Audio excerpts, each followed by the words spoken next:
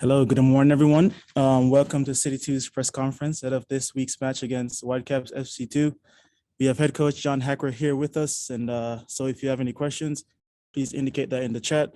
We can call on you to ask. Gosh, I was just talking about the Sounders and just wanted to congratulate them on winning the CONCACAF Champions League. It's an unbelievable achievement. Anybody that saw it last night, the atmosphere of a packed stadium, I think they had over 67,000 people in attendance. I think it should give all of us involved in the MLS, and in particular for St. Louis, something to look forward to in the future. We have a question from Tom Timmerman. Question is, how good is it to see Josh finally break through and get a goal with his display so far? Yeah, really important for any goal scorer to get that first one. Rumor is they broke the internet with that first goal and then added a second.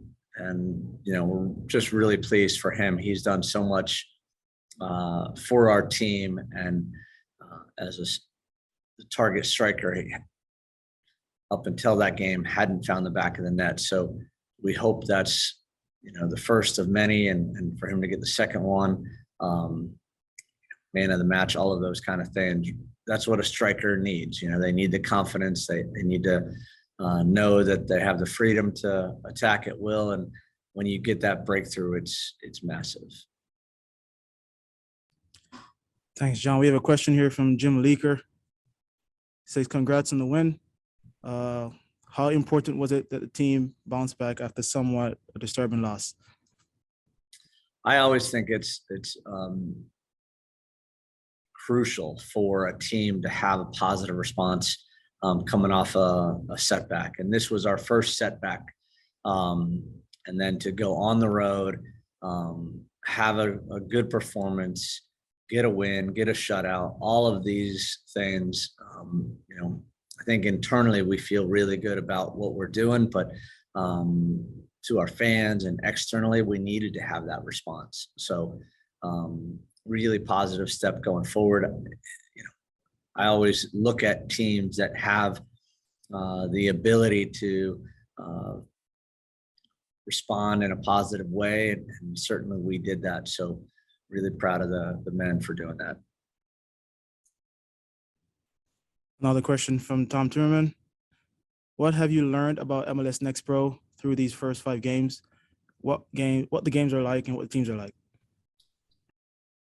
Well, the level of competition is actually quite good. And more importantly, you get a lot of variety. Some teams are using it more as a developmental team. I think the majority of teams we've faced so far have brought down, first team players. You look at Minnesota as an example. And I believe I read this last night that Chase Gasper from Minnesota just got sold to LA. And just if you go online and look at the numbers to that deal and realize that he was playing on Herman 2 weeks ago, and that he's a really important player in our league, not just in Minnesota, but now to LA. It just shows you that there's a lot of there's different teams are doing it different ways. And at the end of the day, we're going to have teams coming here to St. Louis and some really high level players. And it makes for difficult matches. And that's what we want for sure. Having our fans involved, being passionate, it makes for a really good developmental atmosphere for us. And we want to continue to make great strides, and feel like we're doing that right now. Coach, what do you know about Whitecaps FC so far? Well, they've had a really good string of games. They've played, to my previous point, they've put a lot of first team players down in different situations. I don't know whether that's for coming off an injury or just that's how are managing their 2 team at this point. But it's a little bit of a crapshoot to try to figure out who's going to show up here on Saturday night. Their style and the way they've played is pretty distinct. They've been really good defensively overall, difficult to break down dangerous in transition. So it's going to present perhaps the biggest challenge of the season so far for us. Another question here from Tom Timmerman. How's Dito Armstrong doing? He's coming back. Once you get put into that concussion protocol, you just have to, it's time. And so he is doing well, and it's just a matter of can he get through the protocol and be available for us. Awesome. And coach, from a tactical perspective, how do you guys plan to approach this game this weekend? Well, we always want to be mindful of our opponent. So we've studied them and scouted them and looked at ways that we think we can unbalance them, areas where we think we have to, adjust some things against the ball.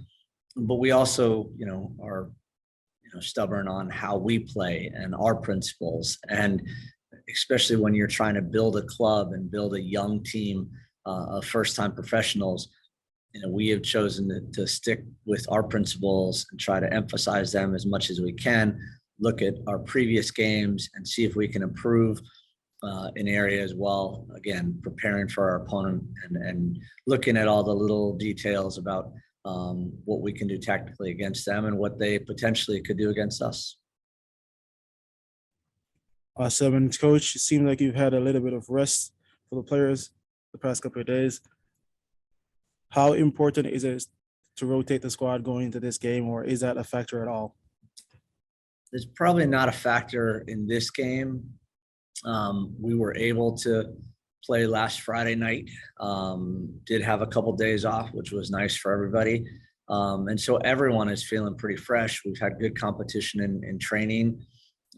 We feel like, competition and training, again, that's a key for us because it pushes every player and it allows every player to fight for a spot and fight for that opportunity to represent us in the starting 11 this Saturday. So haven't made those final decisions yet, but I can tell you it's been a really good week. The group is mentally in a good way, physically in a good way, and that means we have some tough selection and choices for Saturday.